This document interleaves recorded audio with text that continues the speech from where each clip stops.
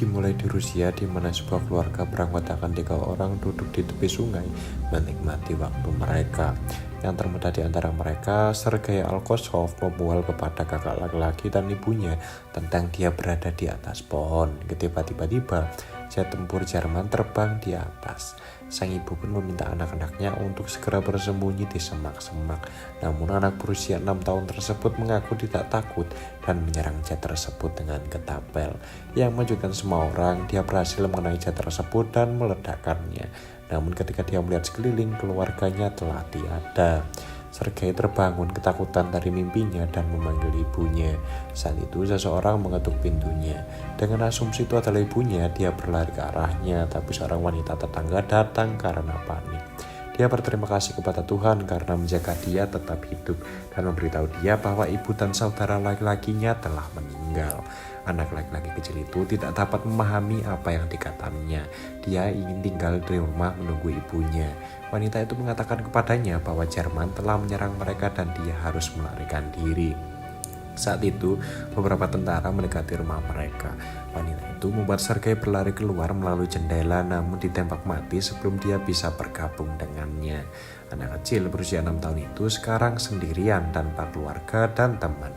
Saat Sergei melarikan diri dari rumah, dia melihat seluruh lingkungannya terbakar di belakangnya. Dia memanggil ibunya dengan sia-sia dan lari dari sana. Nah, setelah berlari beberapa saat, dia berakhir di tengah hutan. Anak kecil itu mulai memanggil ibunya untuk datang menjemputnya karena dia tersesat. Malam itu dia pun tinggal di hutan. Keesokan paginya kita melihatnya minum air dari sungai ketika tentara musuh mendekatinya.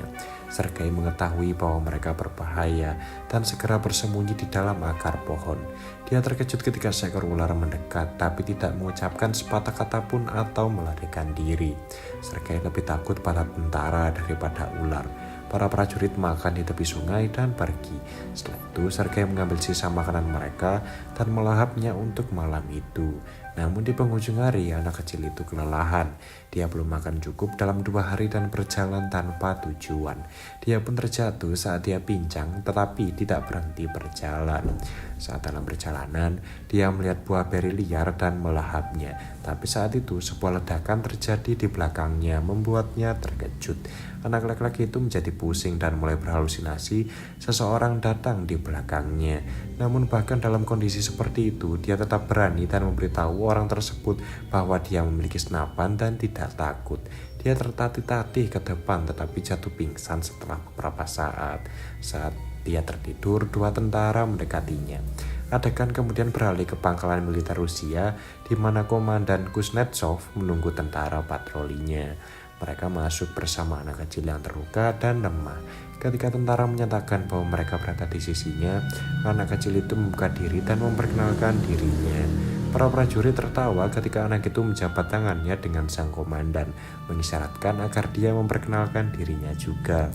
Para prajurit merasa sayang dengan anak kecil itu dan mengelilinginya. Mereka membuatnya minum air dan memberinya makan. Bahkan, komandan yang dingin pun menjaga anak itu. Seorang perawat bernama Katya merawat luka Sergei yang juga terpesona oleh kepribadiannya. Anak itu memintanya untuk menggambar tank di lukanya karena dia ingin menjadi tentara ketika dia besar nanti. Bahkan tentara yang terluka pun berbicara kepada anak itu dan merasa lebih ringan.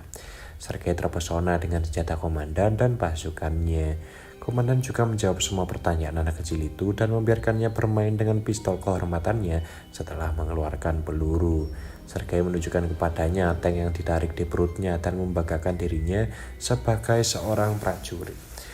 Anak laki-laki itu sembuh dengan sangat cepat. Nah, perawat Katya ini meminta komandan untuk membiarkan anak itu tinggal di batalion, tapi dia tidak setuju, menyatakan bahwa itu tidak akan terjadi. Berhati-hatilah, dia ingin mengirim Sergei ke panti asuhan. Para prajurit menghabiskan seluruh waktu luang mereka bersama Sergei. Dia dikunjungi oleh banyak orang sepanjang hari. Mereka membawakannya makanan yang dikirim keluarga mereka dari jauh dan bahkan membiarkannya bermain dengan teropong mereka. Suatu hari seorang tentara menemui komandan dan memintanya untuk membiarkan anak itu tinggal bersama di batalion. Para prajurit semakin dekat dengan anak itu dan menganggapnya sebagai milik mereka. Kehadirannya menghilangkan beban perang dari dada mereka, namun komandan bersikeras untuk mengirim anak itu ke panti asuhan demi keselamatannya sendiri. Keesokan harinya, musuh menyerang dan banyak tentara yang terluka. Sebuah kendaraan datang menyebut Sergei untuk membawanya ke panti asuhan. Komandan menyampaikan kabar ini kepada anak itu dan memberinya pistol kayu kehormatan sebagai hadiah. Anak laki-laki itu kemudian memeluknya, menyatakan bahwa dia takut akan keselamatan komandannya. Sang komandan pun meleleh dalam pelukannya dan berubah pikiran. Dia meminta Sergei untuk tinggal bersama para prajurit sebagai putranya. Malam itu, para prajurit mencari pakaian prajurit kecil untuk anak laki-laki itu. Mereka sangat senang agar Sergei bisa tinggal bersama mereka. Komandan menggantungkan Sergei dan memberinya pakaian. Dia memakainya dan berlarian tampak seperti tentara sungguhan. Yang lain mulai memanggilnya anak prajurit kecil. Saat anak itu berlarian, Jerman melancarkan serangan udara ke batalion tersebut. Para prajurit segera membawa Sergei ke tempat yang aman dan melawan yang lain. Jumlah tentara yang terluka bertambah dengan pesat. Sergei ingin menjadikan dirinya berguna, jadi dia membawakan air untuk tentara yang kehausan. Salah satu dari mereka memintanya untuk membaca surat yang dikirim oleh keluarganya karena matanya diperban. Anak kecil itu ingin membantu tetapi tidak bisa membaca. Dia mengambil surat itu dan mulai mengarang apa yang tertulis di dalamnya, mengklaim bahwa sapi tentara itu aman di rumah. Saat tentara tersebut mengatakan bahwa dia tidak mempunyai sapi, yang lain menyuruhnya untuk mengikuti cerita tersebut dan tertawa. Dia membaca surat orang lain dengan cara yang sama dan menyemangati mereka. Dalam adegan berikut, kita melihat Katya dan komandan berbicara. Keduanya tampak tertarik satu sama lain namun tidak mengakui perasaannya. Kemudian Sergei memberitahu komandan bahwa dia memiliki posisi tertib di batalion dan mulai memperkenalkan dirinya sebagai salah satunya. Namun anak laki-laki itu kemudian melihat salah satu pos tentara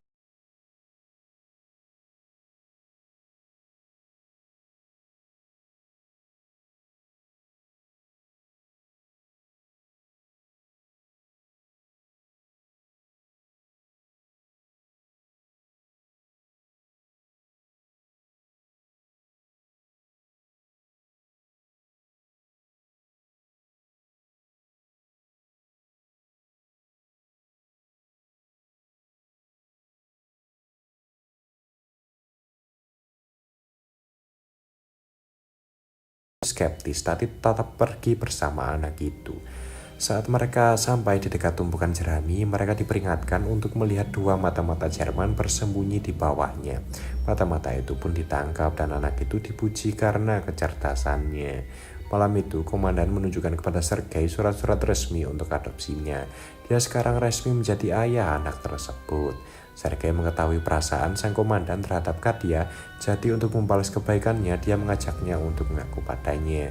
Namun keduanya melihatnya berbicara dengan pria yang berbeda dan berasumsi bahwa dia tertarik pada orang lain.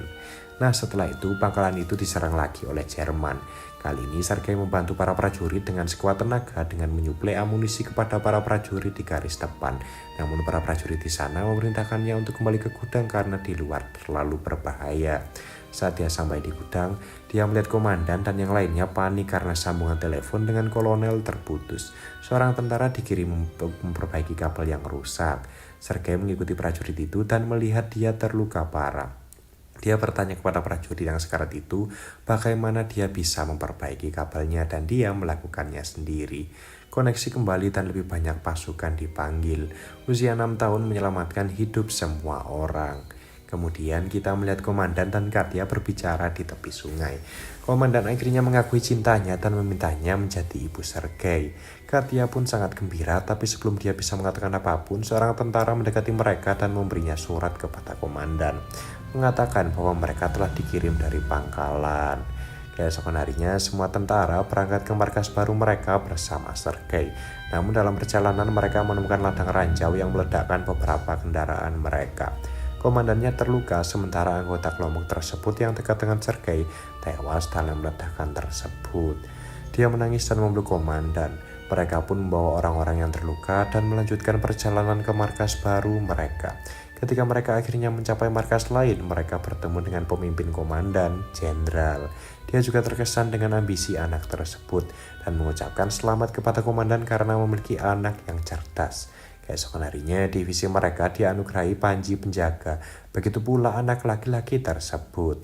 Dia berjanji untuk menyelamatkan negaranya ketika sang jenderal memberinya jabatan. Suatu malam, markas mereka diserang secara brutal dan komandannya terjebak di bawah reruntuhan. Sergei menangisi ayahnya dan mencoba menyelamatkannya. Dia memanggil tentara lainnya yang akhirnya membawa komandan keluar. Keesokan harinya, Sergei mendekati seorang komandan yang terluka. Tangannya terluka saat mencoba menyelamatkan komandan tersebut. Karena kini itu menjadi bagian yang tidak terpisahkan dari tim. Dia tidak memiliki keluarga selain mereka dan berpindah kemanapun mereka pergi dalam perang. Film ini berakhir ketika resimen terlihat pindah ke markas lain. Sebuah suara latar belakang menceritakan bahwa dia bahkan mengambil bagian dalam pertempuran Stenglar dan mencapai Polandia bersama para prajurit. Yang saat ini dikenal sebagai prajurit termuda di dunia dan kisah legendaris keberaniannya kini tersebar di seluruh dunia.